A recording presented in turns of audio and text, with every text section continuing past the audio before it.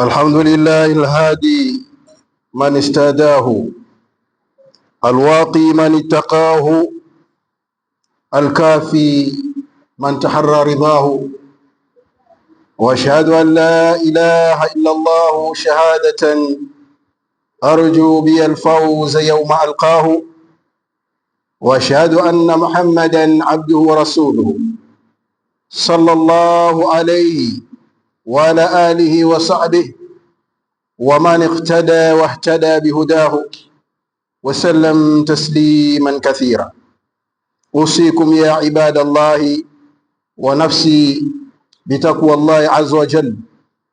يقول تبارك شأنه: إن للمتقين مفازا حدائق وأعنابا وكواعب أترابا وكأسا دهاقا، جعلني الله وإياكم من المتقين. والصلاة والسلام ala ashrafil anbiyai wal mursalin. Ndugu zangu katika imani, baada ya kumshukuru Mwenyezi Mungu Subhanahu wa Ta'ala na kumtakia rehma na amani kipenzi chake mtukufu wa daraja mwalimu wetu Bwana Mtume Muhammad sallallahu alaihi wasallam, tumshukuru Maulana jalla jalaluhu, Mwenyezi Mungu alotuneemesha kwa mengi, alotupa uhai mpaka tukawemo ndani ya mwisho wa mwezi wa Muharram. Tumuomba Maulana kila pumzi tunayopumua katika umri wetu iwe yapita katika marudhati yake, wala asijalie katika hasira zake. Namshukuru Maulana aloniafikia kufika msikiti huu wa Makadara. Mwenyezi Mungu awajaze kheri kila aliotia juhudi katika kupatikaniwa kwa msikiti kama huu na kuwasailishia waja wa Mwenyezi Mungu Subhanahu wa Ta'ala katika maeneo haya kuweza kujikurubisha kwa Mwenyezi Mungu kwa sahali. Si wagonjwa, si madaktari, si wenye kutembelea wagonjwa, wala si wauguzaji. Alhamdulillah, Mwenyezi Mungu awakubalie wao na sisi. Ndugu zangu katika imani, katika mazungumzo ya khutba yangu katika Jumaa ya leo ndani ya msikiti huu, napenda kuzungumzia maudhui ambayo ni pindi maasi yanapokuwa ni kawaida. Haya maneno mazuri na ambayo yanafaa kukaririwa kila wakati, yakaririwe na mashekhe, yakaririwe na wenye mamlaka, yakaririwe na wazazi. Kwa nini tuyazungumze haya? Ni kwa yale ambayo tuyajua katika madhara ya maasi, katika hatari ya maasi kuwa kitu cha kawaida. Mtu aweza kujiuliza kwamba maasi yaweza kuwa kitu cha kawaida, na hali ya kuwa yashakuwa yale madhambi au maasi humtawala mwanadamu sehemu baada ya sehemu, mpaka kikawa ni kitu ambacho ni sahali mno. Tuangalie neno lake Anas bin Malik. Ni karne ngapi zimepita, ni miaka na mikaka mingapi ambayo imepita, akiwaambia wale jamaa, innakum lata'maluna a'malan hiya adaqu fi ayunikum min ash-sha'r, hakika nyinyi mwafanya matendo ambayo mayaona ni mepesi mno, ni madogo, ni punje kushinda hata unywele vile mnavyoyaona nyinyi. Kunna na'udduha fi ahdi rasulillahi min almubiqat sallallahu alaihi wasallam, mwafanya matendo ambayo mwayaona ni kama unywele, ambayo zama za mtume wa Mwenyezi Mungu tulikuwa tukiyahesabu kwamba ni katika maangamivu, ni katika mambo yanayomwangamiza mtu, yanayomzamisha katika hasara ya dunia na akhera. Ni miaka mingapi azungumza Anas bin Malik, na bila shaka anaowazungumzia katika zile alqurunu almufaddala, katika zile karine ambazo bado likuwa ni bora.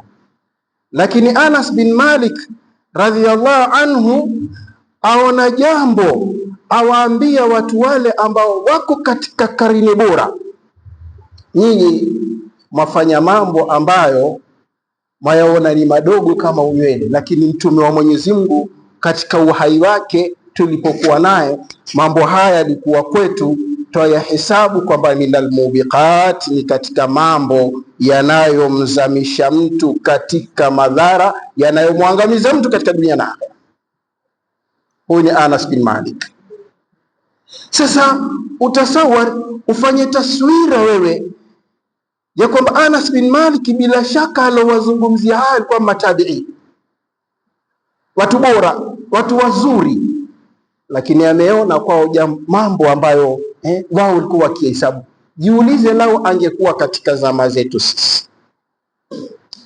Na ukijajiuliza hivi, jiulize sisi basi tuko kwenye hatari kiasi gani, au tuko karibu na hatari kiasi gani, kwa mujibu wa maisha yetu na hali zetu ambazo twaishi katika kawanda la ardhi kama hii.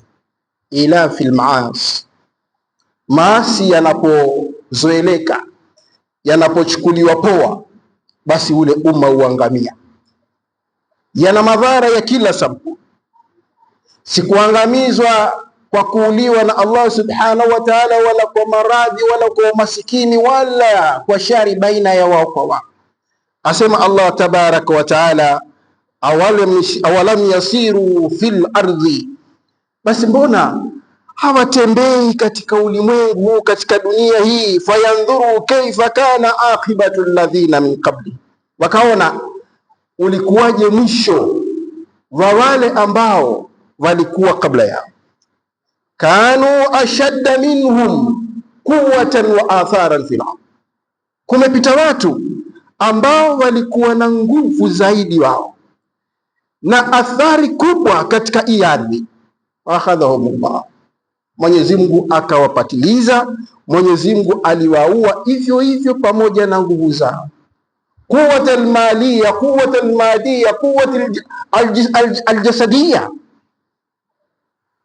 nguvu za kimali, nguvu za kimwili, nguvu za kila sampuli za nguvu. Lakini pamoja na hayo, Allah subhanahu wa ta'ala aonesha kwamba ameziangamiza umma ambazo zilikuwa na kila kitu kutuliko: nguvu zao, miili yao, mali. Tuna mali gani sisi? Kuna watu walikuwa na mali, dhahabu kwake yuwaikanyaga, mwili wake mkubwa, lakini fama kana lahum min Allahi min waq, na hawakupata wakuwakinga wao kutokamana na hasira na adhabu ya Allah subhanahu wa ta'ala. Hao watu waliosifiwa kwa sifa kama hizi za kila kitu na Allah subhanahu wa ta'ala. Mtazame mwanadamu leo, mimi na wewe, na la kutisha zaidi Muislamu, kiumbe mdogo, kiumbe mnyonge, mgonjwa, maskini, hana mali, hana chochote.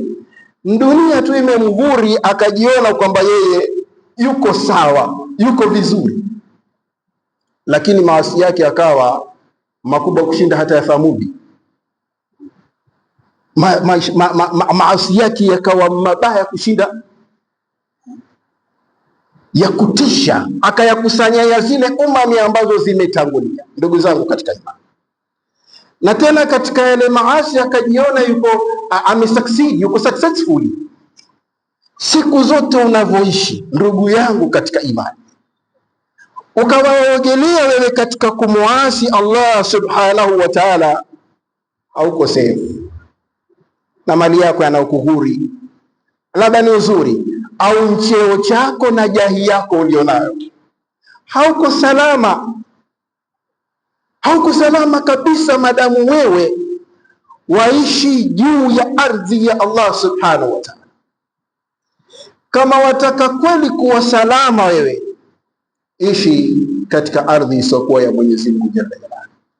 Kwa hivyo Allah subhanahu wa ta'ala, vile unavyofanya ujajina wewe katika zina, katika shirki, wewe ni hodari katika kila kitu. Mimi na shida gani bwana? Kama ni mlevi, hata kama marungi, haya mimi sina shida yote. Haramu wake ni yule mtu anapokuwa yeye wala marungi na mgukaa, lakini watoto hawana school fees, watoto hawana rent, yaleta shida. Hiyo ndio vibaya, ndio inakuwa makuruhu ya mgukaa. Yani anahoja katika kila maasi. haukosei hata siku moja, hauko salama mbele ya Allah subhanahu wa ta'ala. Na kwa kule kukupa nguvu na uwezo wa kuyafanya yale mabaya, si kwamba iwakupenda Allah jalla jalaluhu. Siku zote tuko tahta, na mengi yanayotusibu ndugu zangu katika imani ni kwa sababu ya yale ambayo tumeyachuma kwa mikono yetu katika kumuasi Allah subhanahu wa ta'ala. Asema mtume wetu Muhammad sallallahu alaihi wasallam, la ta'muruna bil ma'rufi, mtaamrishana nyinyi, mtaamrisha mambo yaliyo mema na mtakataza yaliyo maovu. Au la yushikanna Allahu, au atakaribia Mwenyezi Mungu, ayab'atha alaykum adhaban min indi, atakaribia Allah subhanahu wa ta'ala kuwatumia adhabu ambayo inatoka kwake. Thumma tad'unahu, na kisha mtamuomba, fala yustajabu lakum, na musijibiwe. Mmoja katika adhabu zake Allah subhanahu wa ta'ala, pale munkar itakapokuwa katika jamii na kila mmoja akawa amenyamaza, kila mwenye nafasi na jukumu la kuzuia munkar kama ile, kila mtu akawa amenyamaza. Si chombo cha daula, si mzazi, si jirani, si rafiki, si polisi, kila mmoja akawa hamnazo. Moja katika adhabu na ambayo mbaya zaidi ni hii ya kwamba Allah subhanahu wa ta'ala atatimiliza adhabu zake, na mpaka watu watafikia kuomba dua na Mwenyezi Mungu subhanahu wa ta'ala asiweze kumuitikia mja kama yule au waja kama wale. Ndipo pale mtu anaposujudu akilia kwa kuleta dua, lakini ni kwa sababu ya maasi ambayo yameweka pazia na ukuta baina ya huyu mja na Mola wake subhanahu wa ta'ala. Yapi leo sisi ya kuyatibu katika majumba na katika jamii kwa ujumla? Ikiwa Anas bin Malik miaka na mikaka ambayo imepita anashangaa mambo ambayo yani ni madogo sana bila shaka kwa tabi'in, endapo yatafananishwa na yale ambayo yanajiri kwetu sisi. Ambia mfanya mambo nyinyi maona madogo mno, lakini zama za Mtume Muhammad tukiyaona kwamba ni katika mubiqat, ni katika yale ambayo yanamwangamiza mwanadamu. Manake Mtume sallallahu alaihi wasallam, profesa wa maprofesa, mwalimu wa walimu, ambaye elimu yake ni asilia, wama yantiqu anil hawa in huwa illa wahyun yuha, ataja maratibi tatu za kukatazana mabaya, daraja tatu za kukatazana mambo ambayo ni mabaya. Asema alayhi salatu wasalam, man raa minkum munkaran falyughayyirhu biyadihi, atakayeona kati yenu munkar, uovu, basi auzuie kwa nguvu zake, auzuie kwa mkono wake. Yule ambaye ameshindwa hawezi kuzuia kwa mkono wake, fabilisanihi, auzuie kwa ulimi wake. Na yule ambaye hakuweza kuzuia kwa ulimi wake, fabiqalbihi, basi auchukie kwa moyo wake. Leo mujtama wa Kiislamu ambao mimi na wewe, ni sehemu gani ambayo umeshika? Au wewe kama Muislamu, mimi na wewe, ni mahala gani ambapo nimeshika katika maratibi tatu kama hizi, daraja tatu kama hizi? Ninashika wapi? Daraja la kwanza ambalo lahusiana na kila ambaye ana mamlaka juu ya mwingine, daula, mzazi, ya kila ambaye ana mamlaka ya juu ya mwingine, basi hili ni daraja la kwanza. Daula ifanye kazi yake, hili jambo hili ni munkar, litazuiliwa kwa nguvu zote lisifanyike. Maasi yanapodhihiri, yanapotazamwa kwa macho, daula huathirika, serikali huathirika, ikawa serikali ichukue jukumu lake, Mzazi analo jukumu la nguvu nyumbani kwake. Mahfudh, kuswali lazima. Kama hakuna swala hapa hakuna maisha. Mahfudh, mgokaa hauruhusiwi hapa. Huwezi kuachana na mgokaa, usijihesabu katika wanao. Ndizo nguvu. Lakini yuko jirani hiyo too much baya, hiyo dictatorship sasa hivi. Lakini wenyewe wakikua watajijua, mpaka mwisho aja kushikia panga, we buda hili ni onyo la mwisho. Yanatazamwa kutoka pale pale mwanzo. Hakikuambishwa swala kidogo, hakikuambia usiguse sigara, hakijui chochote katika munkarati, mpaka sasa haja kuotishia na panga. Ni adhabu hiyo yatoka kwa Mwenyezi Mungu. Usingoje kwamba ati tuje tuenuliwe kama kijiji cha watu wa Lut, tupenduliwe hivi na kushikiwa panga na mwanayo. Ni adhabu kubwa kushinda kupenduliwa kijiji chenu. Ni afadhali, ni sahali. Haya yote yamechumwa kwa sababu ya pale maasi yalipokuwa ni kitu cha kawaida, kimezoeleka. Katika jamii ndiyo feshoni, ndiyo maendeleo, ndiyo kila kitu. Kijana aswali, atakuja swali, kijajijua kila kitu akijijua. Msichana ajitembelea ovyo, hana heshima. Watoto wetu ndio hao ambao waamsha achukue na mvulana waende shule, si kaka yake. Si kaka yake, lakini mwenziwe wasoma shule. Kila kitu yani tukawa tumevunja. Ndugu zangu katika imani, hatutoishi katika maisha ya maasi na kuogelea ndani ya munkarati, ila tunakuwa siku zote tuko katika hatari kubwa. Wala usijihisi katu kwamba uko salama. Aqulu qawli hadha astaghfirullah li wa lakum wa lisairi almu'minina walmu'minat fastaghfiruhu innahu ghafurur rahim wal barrul karim. Ahmaduka ya rabbana hamdan kathiran kama tuhibbu wa tarda, wassalatu wassalam ala ashrafil anbiya'i wal mursalin. Ndugu zangu katika imani, asema Allah subhanahu wa ta'ala, inna nahnu nuhyi al-mauta, hakika sisi tunauhisha wale wafu waliofariki.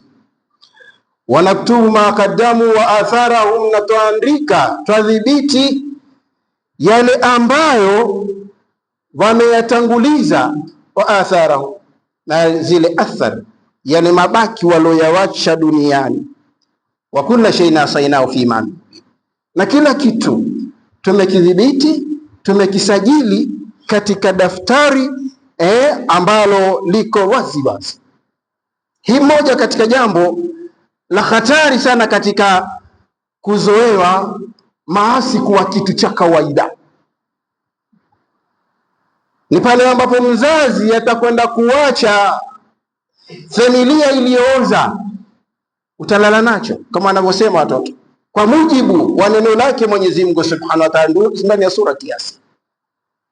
Usione yule mtoto tariku salati ambaye utamwacha ndani ya nyumba, yule mtoto mlamgokaa na marungi na bangi ambaye hukumpatiliza kwamba wamekwisha. Yale huwa hayajakwisha. Ulichotanguliza na ulichoacha katika athari zako, yule binti mpaka ukamwacha ovyo wewe, mpaka watiwa katika dongo hili la ardhi na umelala nacho. Asema Allah subhanahu wa ta'ala, moja katika hatari za watu kutazama maasi mpaka ikawa kitu kizoeleka, mpaka ukimwambia wakisikia washangala. Basi ndipo bwana mtuweza kuchoma kwa sababu ya music tu bwana. Mwenyezi Mungu Ghafurur Rahim, lakini ajikwa mashadidul adhab, shadidul adhab. Watu wamekaa sebuleni, baba na mama na watoto, banati na vijana wa kiume, watu wanatazama bongo flavor. Ndizo hali zetu. Watu wanatazama music, hiyo music ndio inaoshinda na maufa makubwa makubwa. Watu wakitazama picha ambazo wewe huwezi kuzitazama peke yako, utazima. Kama Mungu akupa kidogo, utazizima. Kama hiyo ukiona ghafula tu washtuka. Lakini ankaa baba na mama na kijana na mkaza mwana, watu watazama muziki ile ya uchi tupu, watoto wa kike wako uchi kabisa. Huwezi wewe baba wa Kiislamu ukasema huyu kama binti yangu Khadija hapa, ndio haya mvua nguo vile mpaka mbaki na kijipati kijidude akata akikata. Lakini uzoeleka yale akakaa baba na binti yake na kijana wake wa kiume na watu watazama. Baba wewe jiulize, utaondoka katika kawanda la ardhi kama hii, uache watu sampuli gani ndani ya nyumba? Babu wewe utaacha wajukuu wa vipi? Ni pale maasi yanapokuwa ni kitu cha kawaida, yakachukuliwa poa, vijana wakasema yanaondoa baraka katika nyumba, yanaleta maradhi, yanaleta maafa na hata vita. Maasi yanapokuwa ni kitu cha kawaida, baba na mama na familia nzima watu watazama uchafu kama huu, mpaka kile kitu kinakuwa hakina ule uharamu tena. Na mangapi ndugu zangu katika imani ambayo yako katika hali zetu, lakini siku zote Allah subhanahu wa ta'ala huwaokoa wale ambao watajitahidi katika kusuluhisha mambo. Hatuwezi kuuongoza umma wote wale ulimwengu mzima, lakini unao wale ambao Mungu atakuwezesha kuongoza kwa sababu ya nia yako na juhudi yako. Ukianza na familia yako, kule kughayirisha mambo kwa mkono wako ni kwa yule mwenye mamlaka juu ya mtu mwingine. Daula ina nguvu zake juu ya mtu, juu ya wale ambao inawatawala. Huu ni munkar, hautofanyika. Mzazi una nguvu zako za lazima za faradhi juu ya mtoto, wala si yale mambo kwambia mtoto wa chapu yakatuharibia dunia kabisa, Uislamu na Afrika kwa ujumla. Hili haliwezekani mzee, tuweze tumsikitini. Na kama basi utashindwa na maisha haya, basi mimi nashindwa nawe. Ndivyo hivyo, ndivyo Uislamu na ndivyo wanadamu. Wale wenye kujitahidi siku zote walipona na adabu ya Mwenyezi Mungu Subhanahu wa Ta'ala. Siku zote Allah Subhanahu wa Ta'ala aliwaepusha na hasira zake. Lakini wale ambao walikwenda wakayazoea mpaka ikawa ni kitu cha kawaida, maangamivu yaliyowapata na vile vile yanatupata mpaka katika zama zetu za leo. Usione kwamba lazima adhabu ya Mwenyezi Mungu ikija basi ije alivyowazoa Adi, pigwe na upepo. Kuna adhabu zake Mwenyezi Mungu ambazo watusibu nazo mbaya, hata kushinda ya Adi, kwamba yeye atakufa hapo hapo. Lakini maradhi, umaskini, kukosa baraka katika kazi zetu, kukosa baraka katika riziki zetu, mtu ruqya hazeshi kwa kujiona kwamba umeusudiwa. Mimi ustadhi bwana, nikikuelezea income yangu bwana mimi ya mwezi, wewe utashangaa. Lakini bwana ukishika ustadhi akusaidie nini? Alaka yako na Mwenyezi Mungu iko vipi? Relationship yako ikoje na Mola wako Subhanahu wa Ta'ala ambaye ndiye wakuletea hiyo income? Yampendezea? Iko sawa? Ndio pale mkewe Mtume sallallahu hivi, Mwenyezi Mungu aweza kutuangamiza sote kwa sababu ya watu wengine waliofanya makosa? Ambia ndio. Kisha Mwenyezi Mungu atawafufua kulingamana na hali zao. Lakini ni pale inapofikia sasa samatai, sherehe za kikafiri zile, subhanallah. Watu husema kwamba wa magharibi ndio wameharibu hii dunia, lakini hata tumetangulia sisi wa Afrika sasa, na pia twajaribu kuwatangulia sisi wa Kenya sasa. Sherehe chafu, mbovu, utupu. Lakini wale watoto wa Kiafrika na watoto mabanati na vijana wa Kiislamu Malindi, niambie watu wanapofikia kiasi kama kile, bado tuko safe katika umma, bado tuko salama, hatutarajii chochote yani bado tumpendezea Mwenyezi Mungu kwa sala zetu. Sherehe chafu za kishaitani ambazo wenye mamlaka, kwanza daula iwe ya Kiislamu iwe si daula ya Kiislamu, munkari kama ile lazima izuie. Ni uchafu uliodhahiri, ni unyama, sio huru. Na Muislamu unalo fungu la kupiga vita jambo hili mbaya. wamesimama majirani zetu mapasta wa Kristo wakililaani sawa sawa kabisa, madhara ambayo ni uchafu ambao haumdhuru Muislamu peke yake wala Mkristo peke yake, ni madhara ambayo yamdhuru kila mmoja. Ikiwa jamii itafikia kiasi kama kile, niambie wewe, kuna siku wewe utaondoka, binti yako pia atakwenda Summertime, sio utosheka tu na binti yako pale.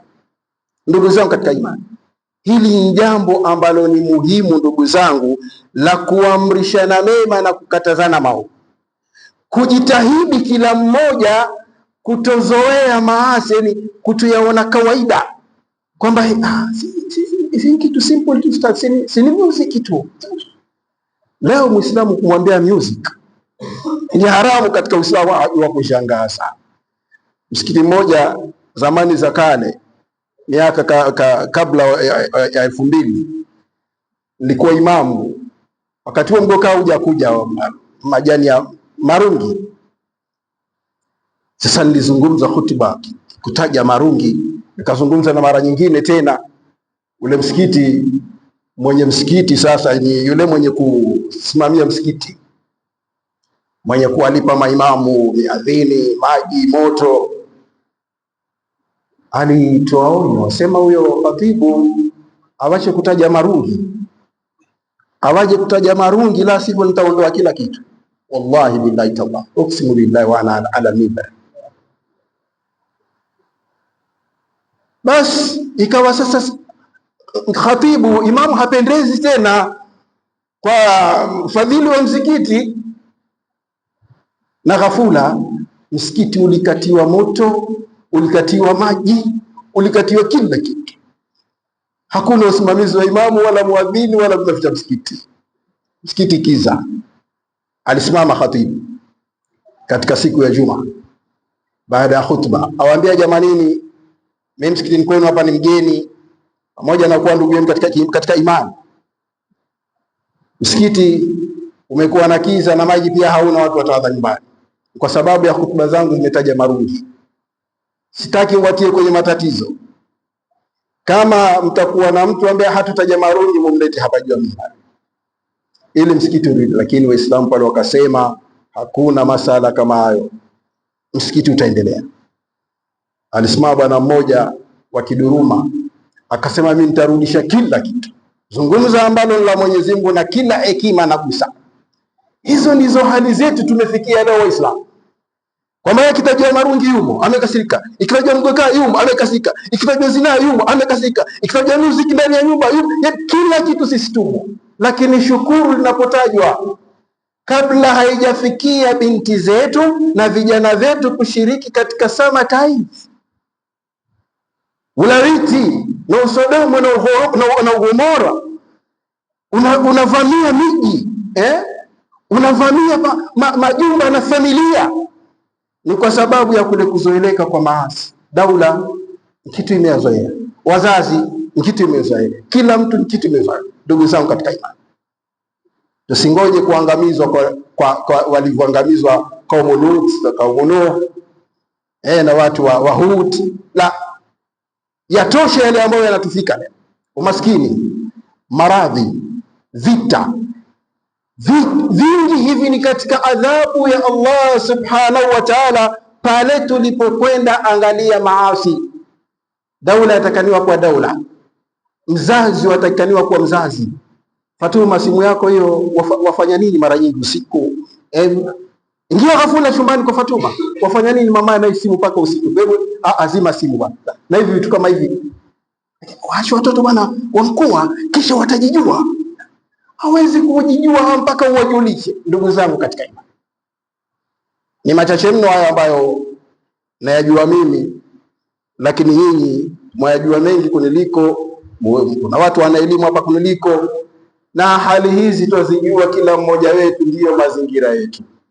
Hakuna alokamilika kiimani na ucha Mungu, hakuna asomkuwa kosefu, lakini mkosefu mzuri mbele ya Mwenyezi Mungu ni yule mwenye kutubu na kurudi nyuma.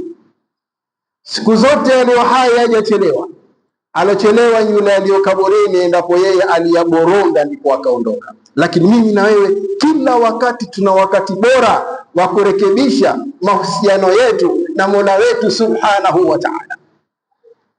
Hakuna dawa ya maasi ukasema kwamba mimi mpaka mmalize maasi yote alafu ndio mtubu. Sasa watubu vipi? Wewe kumaliza maasi utakana uende peponi? Nataka niache madhambi yote alafu ndio mtubu. Sasa watubu nini? Tubu pale una madhambi. Leo ng'ang'ana nyumbani kwako, mama fulani, kutoka leo hii nyumba iwe ya Qur'ani tu, dhikru, kasida zilizo nzuri, hii Qur'ani iwe ya nyumba yetu iwe ya mawaidha, hii nyumba yetu kutoka leo. Wazoeshe watoto kuvaa mavazi ya heshima, wazoeshe watoto kuswali, vijana wako wazoeshe watoto wanaingia kila kitu. Wal asri innal insana lafi khusrin illa alladhina amanu wa amilu salihati wa tawasaw bil haqqi wa tawasaw bis sabri. Allahumma salli ala Muhammad wa ala ali Muhammad kama sallaita ala Ibrahima wa ala ali Ibrahima innaka Hamidum Majid. Allahumma barik ala Muhammadin wa ala ali Muhammadin kama barakta ala Ibrahim wa ala ali Ibrahima innaka Hamidum Majid. Allahumma arda an sahabati rasulillahi ajma'in wa man tabi'u bi ihsan ila yawmiddin. Allahumma ighfir lil mu'minina wal mu'minati wal muslimina wal muslimat الأحياء منهم والأموات. ربنا هب لنا من أزواجنا وذرياتنا قرة أعين وجعلنا للمتقين إماما.